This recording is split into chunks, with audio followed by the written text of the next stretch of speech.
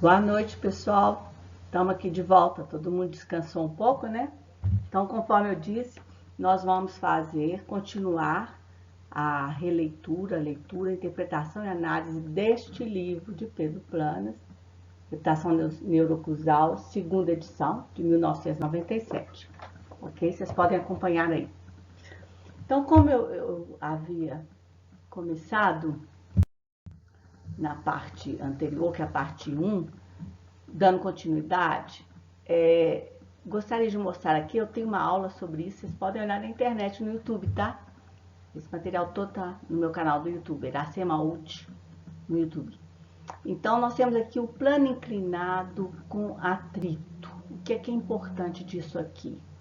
Na mastigação, a força de atrito, ela está presente e ela tem que ser sempre considerada. Pedro Planas via isso, chamava de resvalamento ou de fricção, né? Na oclusal dos dentes, e por isso os nossos dentes foram projetados com cúspides, com sulcos, alturas, e é para produzir o atrito durante a mastigação e o gasto de energia, né? A energia tem que estar sempre presente no nosso raciocínio. Então, nós vemos aqui que a força de mastigação é mi vezes n. Esse coeficiente tem um ângulo, né? Esse ângulo deve ser considerado, e as pistas inclinadas, as pistas de planas, tanto as diretas quanto as indiretas de resina acrílica, elas foram projetadas segundo esta força de atrito, né? E por que é importante você mastigar coisas duras, fibrosas e secas? Eu vou falar sobre a saliva separado, que tem a ver com o status da matéria e com a participação do líquido na mastigação, da saliva, especialmente da saliva, né? E a viscosidade da saliva muda durante a mastigação e durante a colocação dos aparelhos ortopédicos funcionais dos maxilares também. Então, nós vemos aqui a mastigação de alimentos fibrosos, duros e secos, estimulam, né, as glândulas salivares também, e aumentam a força de atrito, além dos nutrientes estarem em melhor condição de serem absorvidos. É importante mastigar, fazer este esforço mastigatório, esse carregamento nos dentes, é fundamental para a saúde no sistema estomatognático. Então, nós vemos aqui, eu preparei um roteiro de análise para a gente ter uma sequência de raciocínio, interpretar esse raciocínio, facilitar para vocês. Então, nós vemos aqui que a primeira lei, ele destaca a importância da amamentação para estimular o desenvolvimento do sistema estomatognático, a excitação, através da amamentação no seio da mãe, amamentação natural, né? Quanto foi maléfico a introdução de mamadeiras, de uma forma mais que a civilização trouxe para alimentar as crianças recém-nascidas, né? Às vezes é necessário, mas a gente tenta sempre lembrar que a amamentação natural é a melhor que tem, no seio da mãe. Então, ele fala que a fricção oclusal, ou seja, a força de atrito, dos dentes da emercada inferior no lado de trabalho tem como uma resposta, por consequência, a expansão e o avanço maxilar deste lado. Terminações neurais do periodonto de forma espiralada, semelhante às ETM, são de importante raciocínio aí, ver que a forma espiralada, que a geometria, a forma, ela traz consequências na função, assim como a função traz consequências na forma e geometria. São causas e consequências interligadas, todas com o mesmo valor e a mesma intensidade de resultados. Então, não existe nada mais importante que uma coisa ou outra. Deus é perfeito e nos fez assim, né? Então, tanto a função é importante como a forma e a geometria, assim como a geometria e a forma são importantes para a função. Uma coisa leva a outra. Então, nós vemos aqui que a forma fisiológica natural de mastigar é a mastigação bilateral alternada. Então, o Planas, ele desenvolveu esses ângulos funcionais mastigatórios planas, mostrando que existe um lado que você mastiga e o outro que é o lado de trabalho, o outro que faz o balanceio, e que durante a mastigação esses ângulos têm que ter uma medida, né, em graus aproximada, e quanto mais os ângulos estiverem em equilíbrio, igual a zero, né, a sua diferença ser igual a zero, é melhor para o processo mastigatório. Não existe um lado dominante na mastigação.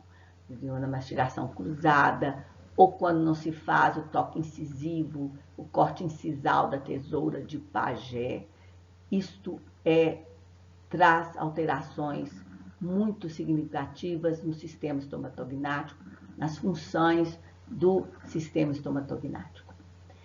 A segunda lei, que é a interposição de alimentos secos, duros e fibrosos entre os dentes durante a fricção, exigindo a sinergia entre todos os músculos do sistema. Isso aí é o equilíbrio do sistema. Quando você faz a incisão, né, o corte do alimento pelos incisivos centrais, superiores e inferiores, você respeita a tesoura de Paget e você tem que introduzir alimentos que causam essa fricção com certo, digamos, exercício das articulações, da musculatura e da parte oclusal dos próprios dentes, estimulando o periodonto.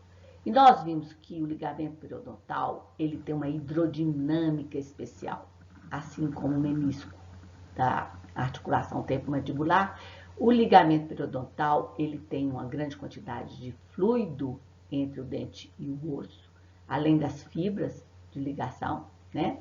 E este fluido, ele tem um papel fundamental na transmissão de energia e para os mecanorreceptores. No caso, eu vou me atentar à mecanorrecepção, tá? E eu posso falar disso mais adiante, porque isso aí é uma área que hoje ela evoluiu muito em relação aos sensores. Você pode medir esses estímulos, né? Essa forma de energia que é passada ali e transformada em impulso elétrico, né? Que é transmitido ao cérebro através de impulsos elétricos. Isso a gente pode falar depois, que é muito complexo agora. Mas eu tenho um trabalho disso. Inclusive tem na internet alguns congressos que eu participei. Então, nós vimos aí que essa segunda lei, ela tem essa excitação do periodonto e o desenho da curva oclusal. Eu vou falar mais adiante disso. E na terceira lei, nós temos o desenvolvimento vertical dos incisivos, a sobremedida de 2 a 3 milímetros, porque os incisivos inferiores devem resvalar os incisivos superiores pelas indações linguais, para obter a mastigação correta, o desenvolvimento correto da boca, do sistema estomatognático, né?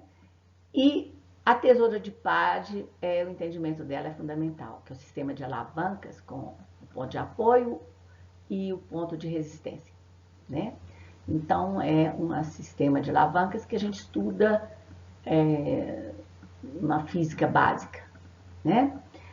Então, a excitação de um único incisivo superior fornece como resposta o crescimento de todos os elementos do mesmo grupo, afirmativas de Planas.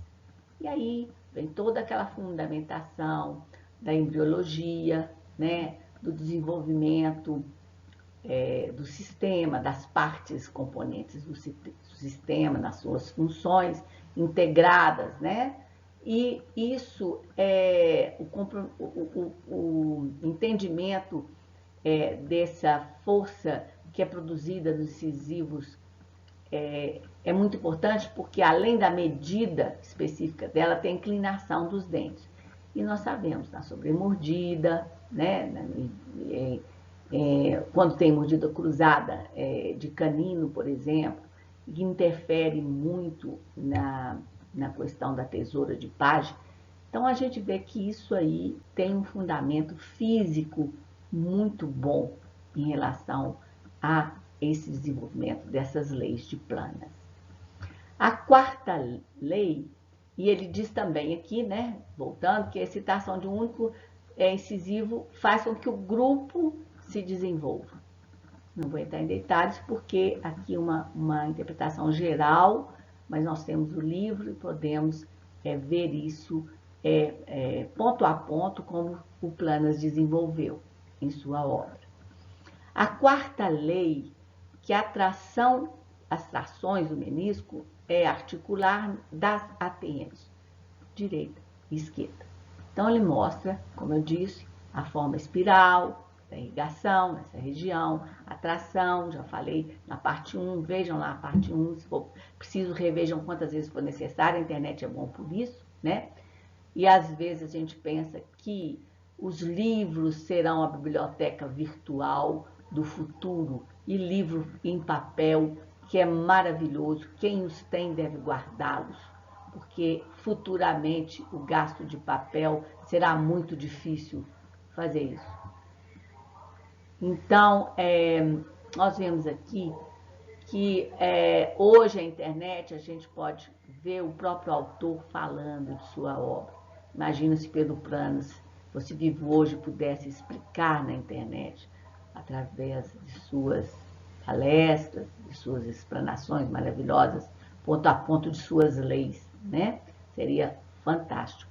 Nós temos os livros ainda impressos e no futuro acho que só os digitais sobreviverão.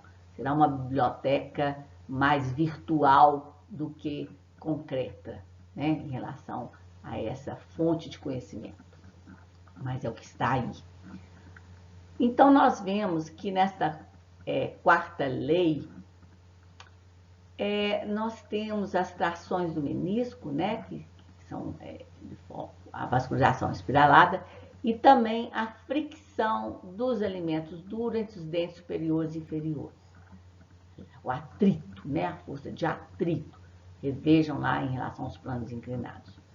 Então, o plano oclusal fisiológico e a curva de decolagem estão interligados à segunda e quarta leis de Hanau do equilíbrio, como eu disse, era um engenheiro, né, que trabalhava muito a parte física e matemática nas ciências exatas. Então, foi daí que partiu todo o trabalho de Planas. E ele chamou de unidade funcional biológica os dentes, o ligamento periodontal e o osso alveolar, uma unidade única e que deve funcionar durante as funções que são feitas pelo sistema estomatognático. Então, ele chama de unidade funcional e biológica, né? Nós vemos aqui, aqui eu vou falar um pouco do contexto ampliado em relação às leis de Planas. Então, nós vamos agora ampliar um pouco o contexto e fazer uma descrição um pouco mais detalhada dessas leis. Geralmente, os cientistas, em toda a história, eles se apoiam nas leis da natureza, nesses axiomas, nesses postulados, como base concreta de seu raciocínio. E vão desenvolvendo essas leis, mostrando como essas leis funcionam, que são as leis da natureza. As leis em si, elas são imutáveis. O que muda é o refinamento do entendimento do ser humano em relação a essas leis. Então, o homem, o cientista, ele observa a natureza e ele descreve essas leis. Essa descrição pode ser refinada, mas as leis são magnânimas, né? Elas são leis eternas, são leis imutáveis. A descrição dessas leis é que pode ser aprimorada, refinada. Então, é isso que eu pretendo, refinar um pouquinho o que foi dito pelo nosso maestro Pedro Planas. Então, nós vemos aqui um quadro mostrando o dente e a propriocepção, que é muito trabalhada na reabilitação neuroclusal, assim como na ortopedia funcional dos maxilares, mostrando que os mecanorreceptores estão localizados no ligamento periodontal, né?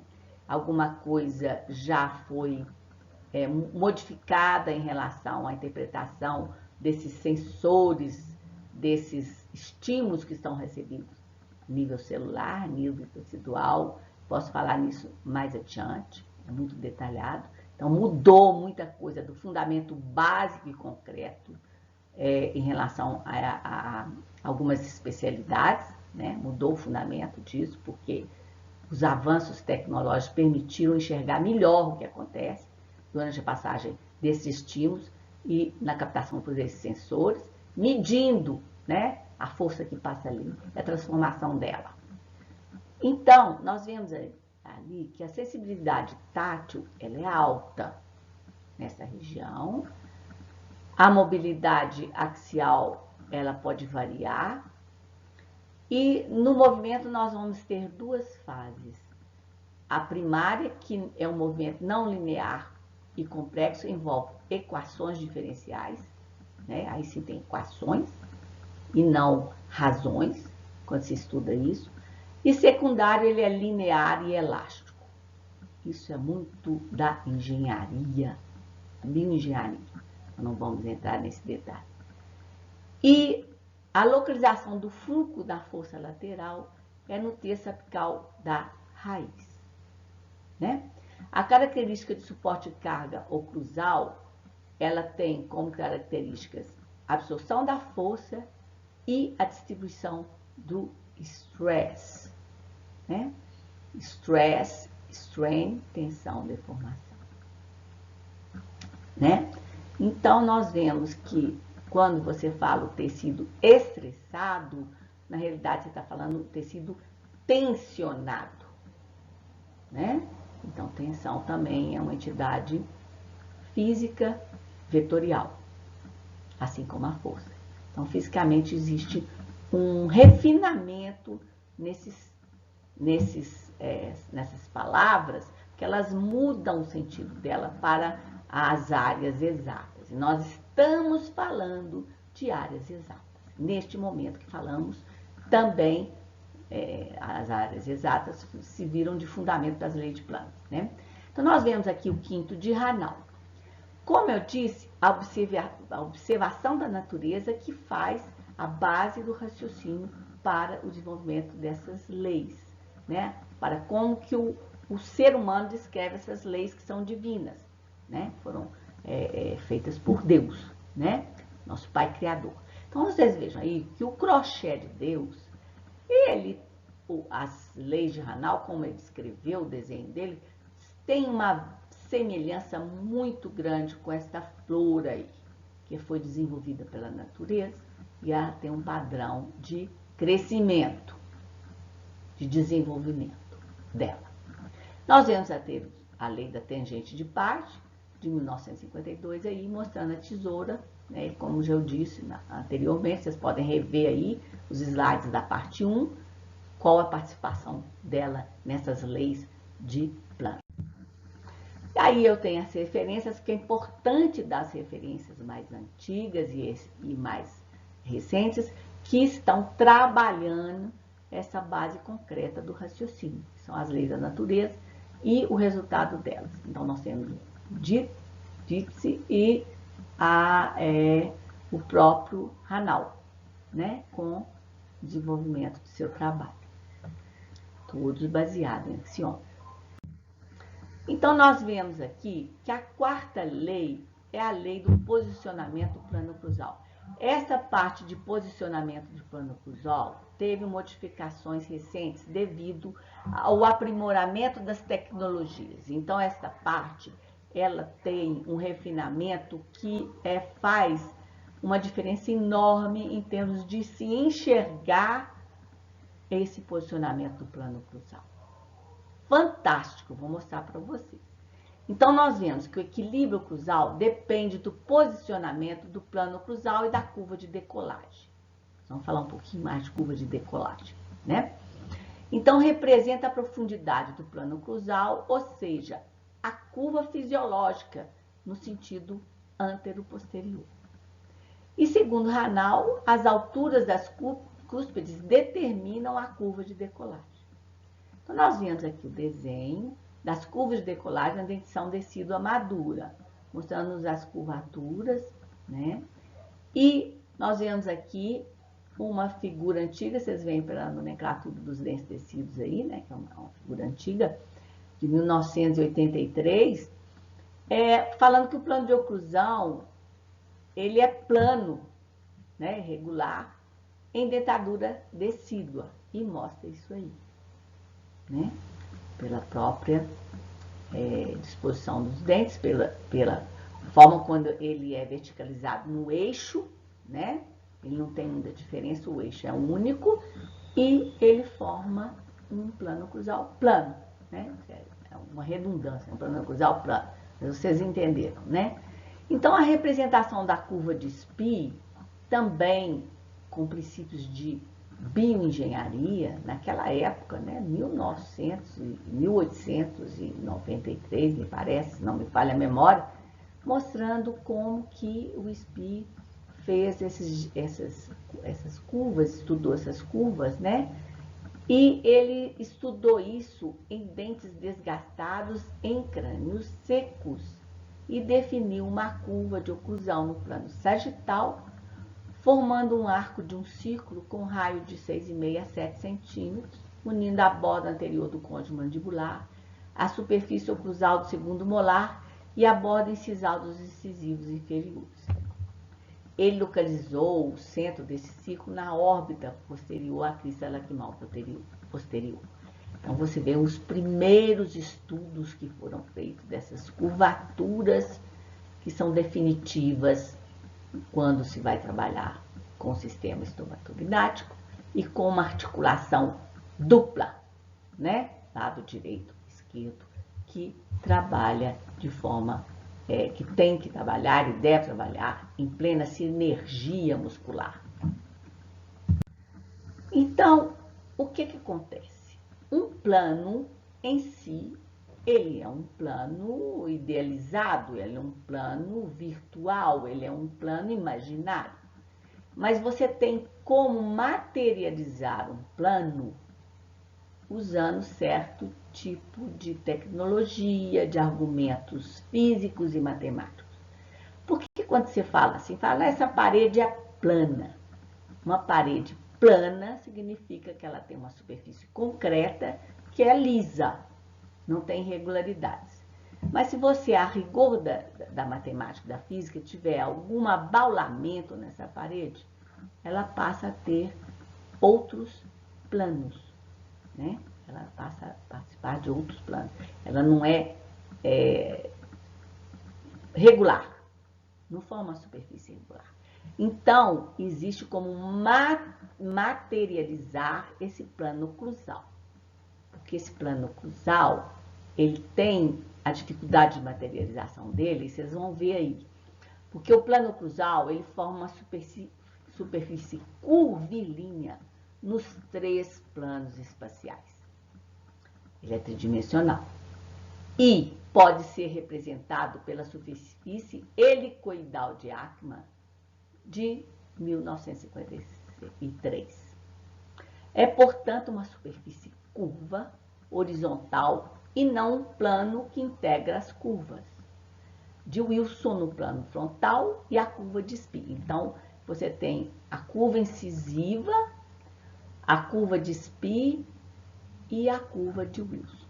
Então, você materializa esse plano oclusal através dessas 3 curvas, né? Então, esse é um trabalho do Arken, de 2004, do Paz e Marguerite, 2012. Nós estamos evoluindo no tempo, através das tecnologias e da bioengenharia, né? Então, o plano oclusal, ele é materializado, vocês estão vendo ele aí, através dessa superfície helicoidal, mostrando que ele tem a participação da curva de Spee, da curva de Wilson e a curva da borda incisal. Na dentição temporária, os dentes não têm eixo específico. São implantados verticalmente, paralelos entre si. O plano oclusal, portanto, é um plano regular. como uma superfície de uma parede lisa. Você concretiza, você materializa aquele plano, né? Que é difícil materializar um plano oclusal, mas hoje é possível. Então, você tem que a conservação desse plano é crucial para servir tanto como um marco oclusal, para a dimensão vertical de oclusão, quanto uma guia para a erupção do segundo molar. Você tem que preservar os dentes, tem que haver os desgastes, que são próprios da mastigação, nessas transições de dentição, do crescimento, da necessidade mastigatória, da necessidade calórica do ser humano. Então, o gasto de energia aumenta. Quando você está crescendo, você gasta muito mais energia, porque quando você já acabou de crescer, você só tem que manter. Então, a criança em crescimento, ela tem um gasto de energia muito grande, por isso ela alimenta mais, né? Mastiga mais e tem que ter oxigenação muito boa, né? Oxigenação através do nariz, a respiração também. Então, nós vemos aqui que por volta dos 12 anos, né, a curva de Spee surge, né? Começa a surgir com a colocação no arco dos segundos molares permanentes e o crescimento vertical do ramo. A superfície de confronto dos dentes torna-se assim uma superfície curva nos 3 planos do espaço, um trabalho de 2012. Aí, nós vemos aqui que o plano oclusal, helicoidal e a esfera de Munsell, não, peraí, que é isso aqui? Deixa eu ver que é isso mesmo. Eu estou tentando colocar aqui, mas não estou conseguindo colocar na tela. Então, vamos simplificar. Então, foram feitos 2 avanços, 2 refinamentos, um através do plano helicoidal, né? Usando a configuração helicoidal do plano oclusal e através da idealização da esfera de Monson. Esfera de Monson e o plano oclusal de helicoidal. O plano oclusal, descrito pela primeira vez por Spee e Wilson, foi posteriormente retomado por Monson, que o inseriu em uma esfera com um único centro e raio. Finalmente, Ackermann modelou o plano oclusal para formar uma superfície helicoidal.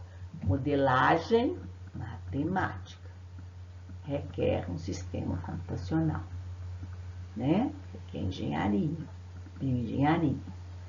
Então, recentemente, muitos trabalhos foram realizados para esclarecer as características e papel do plano oclusal e da curva de Spee. O plano oclusal evolui com o crescimento para ir de uma superfície plana na infância para uma forma helicoidal na idade adulta. Aí a Academia de Prostodontia, né? 2018. A esfera de Monson apresentou correlações negativas moderadas com o desempenho mastigatório, a eficiência mastigatória e o sobrepasse vertical. Com isso, concluiu-se que quanto maior o raio da esfera de Monson, menor será o tamanho da partícula triturada e melhor o desempenho mastigatório. Quanto mais planas forem as curvas de Spee e Wilson, ou maior o raio da esfera de Monson, melhor a função mastigatória e menos pronunciado o trespasse vertical. Tá aí um trabalho de 2020. Eu vou passar por um refinamento de algumas coisas físicas refinadas da lei de planos, com muita responsabilidade, com muito carinho e muito respeito por planos, porque foram décadas estabelecidas aí. A primeira coisa que eu tenho a dizer é que planas, com a inteligência e a iluminada, um ser iluminado, né? Ele desenvolveu as leis dele, mas ele fez uma pequena inversão em relação às leis da natureza, que são próprias da obra dele. Por exemplo, quando se criam as leis, quando se descreve as leis da natureza, o que acontece? Qual é o caminho que você segue? Você observa a natureza e descreve o comportamento físico e matematicamente. Planas fez uma pequena inversão quando descreveu a curva de decolagem. Por quê? Não estou falando que está errado, não. Prestem atenção. É de onde partiu o desenvolvimento científico nas leis de Planas, a parte física e matemática. Então, os aviões foram descobertos, foram desenvolvidos a partir da observação dos voos dos pássaros. Então, os aviões tiveram muita modificação. Por exemplo, o Boeing era o peito do pombo, né, de algumas aves, aquele peito aboloado. Hoje nós temos aviões caça que são partindo das águias, onde eles têm a grande velocidade, são mais planos. Eles conseguem romper a força de atrito, né, com mais facilidade do ar, e eles têm uma capacidade de voar mais rápido, mais baixo, em alturas menores, para fazer voos rasantes. Então, isso tem a ver com a origem na natureza desse raciocínio e do desenvolvimento dessas leis. Porque as leis são da natureza, elas são imutáveis, elas são permanentes. A descrição delas é que vai sendo aprimorada, refinada. Então, ele fez, o que ele fez? Ele observou o Boeing, a curva de decolagem do Boeing, daquela época, era o avião daquela época, com aquela curvatura do pombo, e desenvolveu o raciocínio dele. Não tem problema, mas o Boeing foi desenvolvido da natureza. Então, natureza desenvolve Boeing. Boeing não desenvolve boca. Boca é natureza. Então, boca, avião, avião, boca é uma pequena inversão na parte concreta da raiz do raciocínio dele. Mas não tem problema, é só a gente refinar um pouquinho isso, porque as coisas vão avançando, vão avançando. Mas aquela curvatura, ele quis dar uma silhueta de curvatura. Mas uma silhueta de curvatura física, ela é muito pormenorizada. Fisicamente, traz grandes diferenças. E hoje nós vivemos a transdisciplinaridade, onde você coloca uma coisa da internet, profissionais de várias áreas, de pessoas de várias idades, têm acesso. Então, das áreas exatas, ficam curiosos com isso, né? Por causa da hidrodinâmica. Então, a curva de decolagem, hoje nós temos aviões que decolam na vertical, né? Então, isso não é o problema, porque ele fez a silhueta da curvatura, da curva de decolagem, a silhueta, né? Então, nós vemos aqui uma outra questão que eu queria falar para vocês. Em relação à própria silhueta da curva de decolagem e as leis, a interpretação das leis, que vieram também das leis bem antigas, né, de leis de séculos atrás, como o coeficiente de Poisson, as leis de Newton, o módulo de Young, o módulo de elasticidade, como eu mostrei para vocês, que estavam inseridas no contexto de Pedro Planas. Fantástico. Foi um avanço muito grande na odontologia. Só que, historicamente, existe aí dois termos que, para a física, do ponto de vista de rigor, é um pouco equivocado. São esses: a presença da força centrífuga e da força centrípeta. Por quê? A mastigação, ela não tem velocidade. Você pode mastigar mais rápido ou mais lento. Então, isso em física significa rapidez ou rapidez. Rapidez. Velocidade é a do avião, é outra coisa. A mastigação não tem velocidade. Portanto, ela também não tem aceleração, que é outra entidade física. Então, a mastigação tem rapidez ou rapidez. Você pode mastigar mais rápido ou mais lento. Você pode mastigar, dar mais ciclos mastigatórios no tempo. Mastigar mais antes de deglutir ou mastigar menos. Além de ser bilateral alternada, tem um tempo de mastigação e se você põe um alimento encorpado, mais duro, fibroso e seco, você vai forçar, né, vai demandar mais energia e uma mastigação mais vigorosa. Então, esse termo de força centrífuga e força centrípeta, ao rigor da física, da matemática, é um equívoco. Nós podemos refinar isso. Nós podemos fazer isso, tá? É permitido, como estamos evoluindo a nossa interpretação, porque as leis estão lá, né? Nós estamos interpretando, desenvolvendo essas leis. Isso não tira de forma alguma o mérito desse maestro fantástico que eu respeito, admiro e faço essa homenagem a ele sempre. Outra coisa é que a mandíbula, ela tem restrições de deslocamento. Ela não está solta no espaço, como eu disse na outra parte 1. Revejam lá. Ela tem restrições de deslocamento. Então, quando você... A grande diferença de estudar um crânio seco, um cadáver, e uma pessoa, né, vivo, modelo real, exatamente entre o conhecimento físico que nós temos. O osso é bifásico, ele tem uma parte sólida, uma parte líquida. O próprio esmalte, que é o tecido mais resistente que nós temos no ser humano, ele tem uma parte líquida que interfere na sua estrutura. Então, a saliva também, ela é líquida, tem alguns elementos sólidos, sangue, né? E aí a parte de espiral que levou a essa equivocada interpretação, a parte do avião, do trajeto, da trajetória, da mastigação, interpretando a mastigação como movimento livre e não é um movimento com restrições de deslocamento. Esse movimento só é livre em um cadáver de crânio seco, porque aí ele fica numa fase só, ele se vira sólido.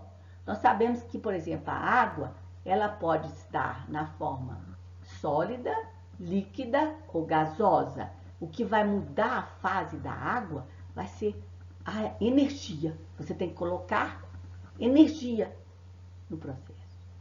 Então, isso é complexo sim, mas houve um equívoco na interpretação ao colocar força centrífuga e força centrípeta nesta análise. Mas não tira o mérito da obra. Isso é um refinamento que eu estou propondo de uma forma proativa, com uma equipe de profissionais que estão participando disso, transdisciplinares.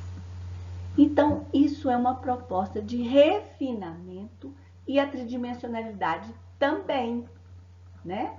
Então, nós temos que entender que as leis de plano são complexas, não são simples, não. É muito complexo. Uma outra coisa que eu quero introduzir é o comportamento da resina acrílica e dos fios de aço. O comportamento físico desses materiais. Porque essas pistas, elas têm uma inter-relação, existe uma interação entre o material, a geometria do material. Uma pista direta, por exemplo, ela tem uma geometria, ela tem um volume, ela tem uma localização, ela tem uma inclinação ou não.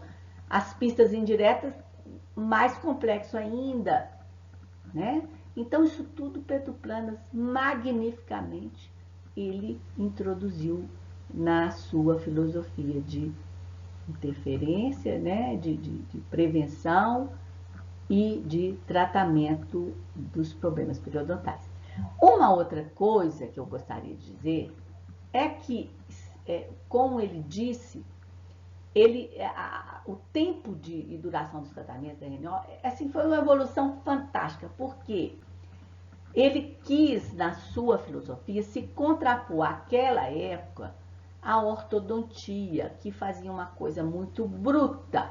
Então, ela colocava anéis, bandas completas, fazia trações, arrastava o dente com todo tipo de artefato que se pudesse fazer, né? Abria suturas na maxila. Aí eu vou falar da abóbada palatina, a importância da estrutura da maxila, da arquitetura, do formato, da geometria dela na função. Isso é uma outra coisa que eu vou refinar aí, tá? Eu pretendo fazer isso se eu tiver tempo. E se eu fosse escrever um livro na atualidade, a gente está vendo que nós estamos passando por uma fase de transformação desse planeta fantástica. Não sei se é boa nem é ruim. Toda transformação tem um lado bom e um lado ruim. Mas eu espero que seja uma evolução da civilizatória. Nós vemos que os livros, hoje o pessoal pega e-book. Não, o livro em papel é uma raridade. Para mim, insubstituível. A minha mentalidade é insubstituível. E vão ter bibliotecas no futuro com poucos livros, e as bibliotecas do futuro e as atuais são todas digitalizadas.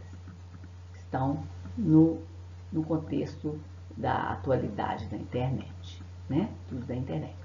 Então, eu estou mostrando para vocês o que pode ser feito para refinar essas leis. E precisa ser feito, né? Então, a questão da inversão do modelo, da leitura, desenvolvimento das leis, não tem problema, foi assim, isso está definido, não tem problema, mas, por exemplo, a força centrípeta e centrífuga para o rigor da física e da matemática não podem ser levadas para a mastigação, né? E também a questão da evolução no tempo, para contrapor a ortodontia que utilizava as forças mecânicas elevadas com materiais que eram robustos na época. Isso já mudou. Aí vem a questão filosófica pessoal. O que a pessoa faz, o que a outra faz, uma especialidade que um escolhe, outro escolhe. Então, eu acho importante demais a questão do tempo de duração e tratamento RNO, porque ele mostrou isso no seu livro, na sua obra, o tempo todo. E aí ele fala, eu vou tomar a liberdade de mostrar para vocês, que ele fala em relação a quando intervir, sempre o mais cedo possível. Até mesmo a gente tem que tratar a gestante, né?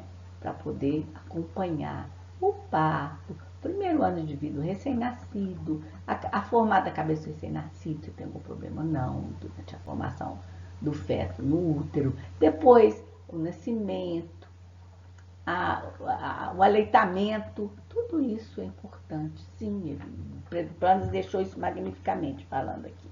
Mas aí ele fala, por exemplo, em relação à faixa etária, dos tratamentos, sempre o mais precoce possível, ele diz que, ele demonstra, por exemplo, que ele tinha uma filha que ele diagnosticou com 2 anos, a filha dele, mais velha, mas ele começou a tirar as medidas com 3 anos, porque não foi possível fazer antes. Aí ele fala do neto, né, que ele diagnosticou mais cedo, mas que também não foi possível, só depois que ele começou a fazer as interferências, né, na oclusão, na parte de desenvolvimento oclusal, né? E ele fala que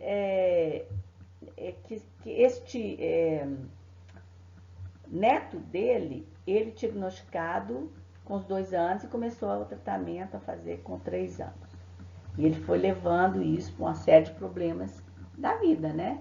Muda de cidade, às vezes está com problema financeiro. Ah, mas não é tão caro, mas tem um problema financeiro, algum problema em relação à educação da criança, o próprio relacionamento da família. Então a gente tenta tratar o mais rápido possível, mas nem sempre a vida permite isso. E ele fala isso com tanta sabedoria, com tanta simplicidade, que eu vejo que isso é uma questão que tem que ser trabalhada dos profissionais. Essa é a minha opinião, tá, gente? Porque ele foi levando isso, aí ele fala do neto dele, né? Que também foi diagnosticado e que ele depois mostra também no próprio livro o caso do bisneto. Foi do bisneto dele, que também ele começou a tratar, não quando ele deveria, mas mais tarde, por dificuldades. Então, é muito difícil para a gente, baseada nessa simplicidade, nessa mentalidade evoluída de Pedro Planas, que ele mostra no livro dele o caso da filha, do neto e do bisneto, mostrando que às vezes a vida faz você deixar para uma outra época, como o canhão mostra aqui, ó, que é mais fácil tratar no início, porque a velocidade da bala permite que você, a velocidade de crescimento, né? Que o resultado da sua condução clínica melhore aquele problema e traga o equilíbrio, a solução do problema mais precocemente. É melhor o resultado lá na frente. Mas se tem algum problema na família, imagine um cliente, um paciente seu entrando com 9 anos no seu consultório e o profissional fala assim: ah, você trouxe o seu filho, mas você deveria ter tratado com 2 anos. Como que um pai e uma mãe se sente quando se fala isso? Você está transmitido. Isso é importante nas políticas de saúde pública para incentivar os programas de saúde pública. Quanto antes intervir, desde que o diagnosticado seja possível, melhor. Mas, na vida real, como Pedro Planas mostrou na sua obra, escreveu da própria família, mostrou fotos dos casos clínicos, com a idade, quando que ele diagnosticou, quando ele pôde começar o tratamento e por quê. Mostrando o caso da família dele, crianças ligadas à sua família. Então, pensem bem no que vão dizer quando um paciente entra no seu consultório com 9 anos, ele talvez não tenha tido oportunidade de tratar com 2 anos aquele paciente, ou fazer uma consulta regular durante o desenvolvimento dessa criança. Então, você pode até informar isto para ele, porque isso é público, isso faz parte da política de saúde pública, ou deveria fazer. Mas olha o jeito que fala, porque você pode estar da forma diferente de Pedro Planas, né? Com a sua sabedoria, sua experiência de vida, que ele deixou aqui nos livros, os casos da família, que não foi possível fazer na época ideal. Então pense um pouquinho nisso, na mentalidade, na sabedoria, na grandiosidade deste autor. Isso tudo faz parte da filosofia da reabilitação neurocruzal. Então por hoje é só, espero que vocês tenham gostado. Um beijão. Podem mandar perguntas, tá? O assunto é muito complexo. Tem tanta coisa a respeito da origem biológica, do desenvolvimento dos biotipos corporais, né? A parte da mentalidade daquela época em que eram divididos os indivíduos em biotipos corporais. Então, isso é um outro assunto. Então, tem coisa demais nesse obra desse autor maravilhoso. Um beijo, fica com Deus. Tchau, gente.